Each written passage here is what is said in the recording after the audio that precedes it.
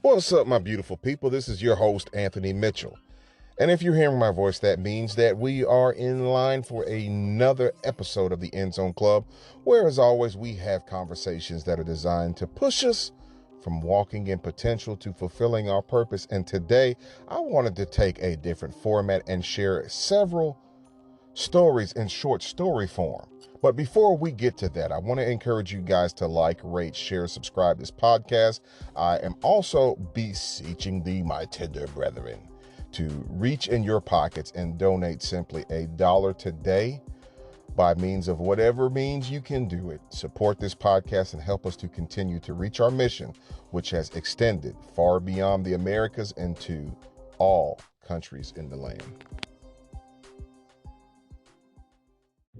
All right, so with that portion said, what I am doing is I'm going to share several short stories from my time in history where I was a church musician. Hopefully, some of you guys will laugh from every story as I share some very crazy but true stories that happen as a musician. This is just a lighthearted episode, but at the end of each short story, there will be, of course, a little nugget of truth that I think will bless you if you can understand what I'm saying and carry it through life. So with that said, let's crank it up. And 2, 3, 1, go. All right, so it's story time, right? So back in the day, I used to be a musician. Matter of fact, let me put this down. And I used to be a drummer. And pastor I grew up with was a phenomenal musician, probably played 8 or 9, maybe 10 different instruments, could sing, dance, all the above. So he was connected with a group of musicians who were phenomenal, but he often talked about this drummer he wanted me to meet that was supposedly, very good. Well, as the story goes, I would hear many stories about this drummer that was phenomenal that nobody ever seemed to hear about. So I'm thinking we're chasing, maybe a rabbit here. Well, fast forward in the story, I bought a new drum set. And you know how we do. We get something new. We want to show it off. I get a bunch of musicians together. We're jamming. We're playing, shedding as we call it. We're all in there doing our thing, having a good time. And in walks this albino guy with these big old Coke bottle glasses. He's got like these metallic wristbands on. I guess he's got arthritis or whatever. So we're playing. I don't know who the guy is, whatever. But then it is brought to my attention that this was the guy that they had been bragging about as being this phenomenal musician. So, of course, now that I see this legend is in the house, I got to put a little extra sauce on my playing. So I get up, I play, do my thing, whatever, put the sticks down after my part is over with, and invite him on the set. Well, he kind of needs a little help getting on the set. And music begins to proceed to play behind him. Keyboard players are doing their thing. Sax is doing his thing. Guitars are doing his thing. And he just kind of sits up there like Stevie Wonder in these Coke bottle glasses. And then he proceeds to grab 4 drumsticks. You have to see it. He holds them in this alignment. And he massacred my drum set. We were sitting there laughing. Hee, ha, ha, this guy, we didn't think he could play. But when he grabbed those 4 drumsticks, we knew then that we were in trouble. Moral of the story is never judge a book by its cover. Just because somebody may not look like much to you, don't mean you're not standing in the midst of giants. With that said, y'all have a blessed day. Treat everybody with respect everywhere you go.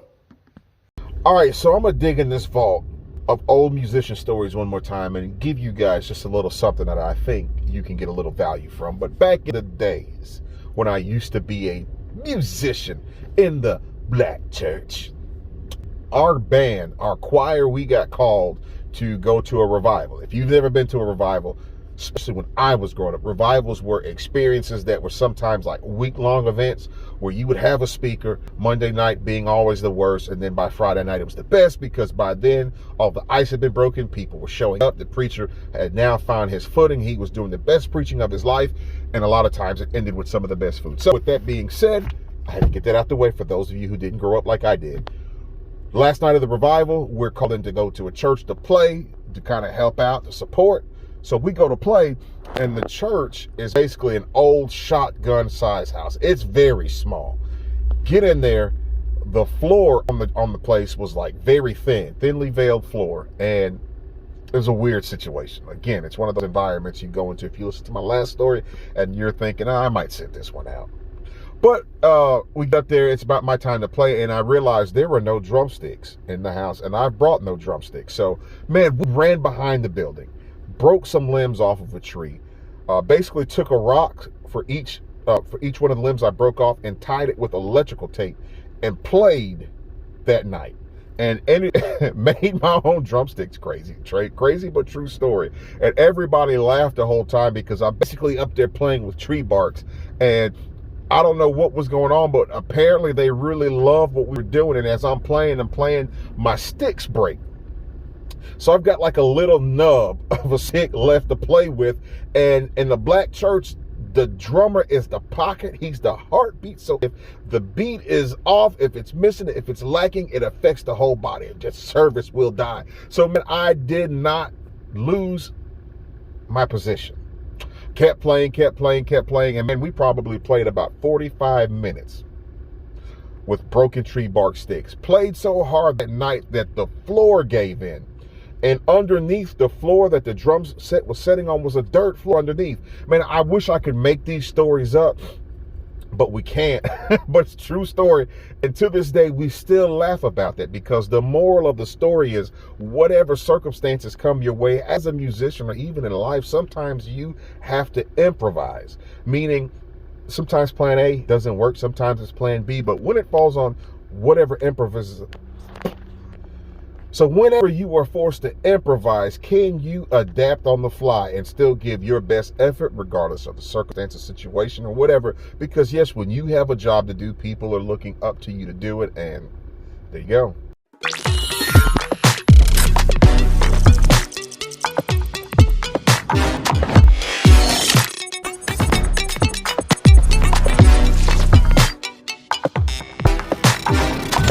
All right, so another story from Musician's Corner. So, y'all, we were in this real small church one time. We were playing, rocking out, we were jamming. And it was so small that all the musicians didn't want to play.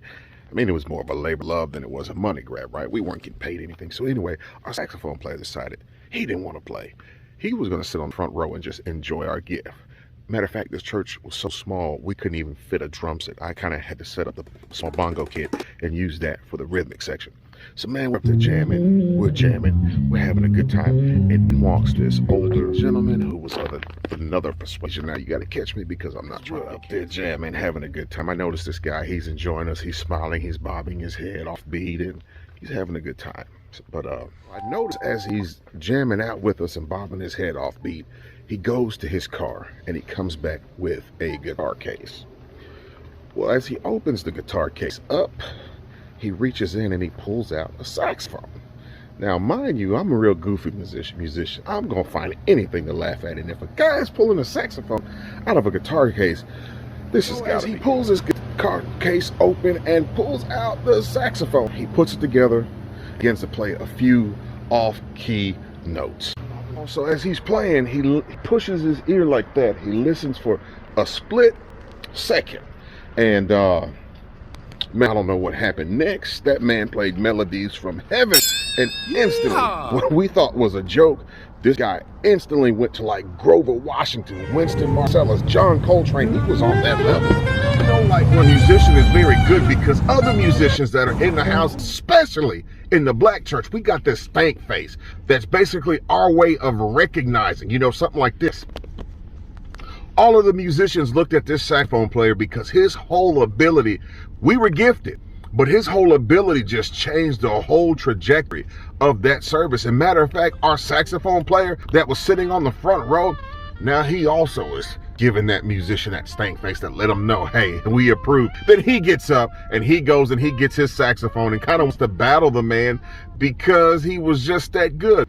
But the moral of the story is, no matter how small an opportunity may seem, always bring your A game.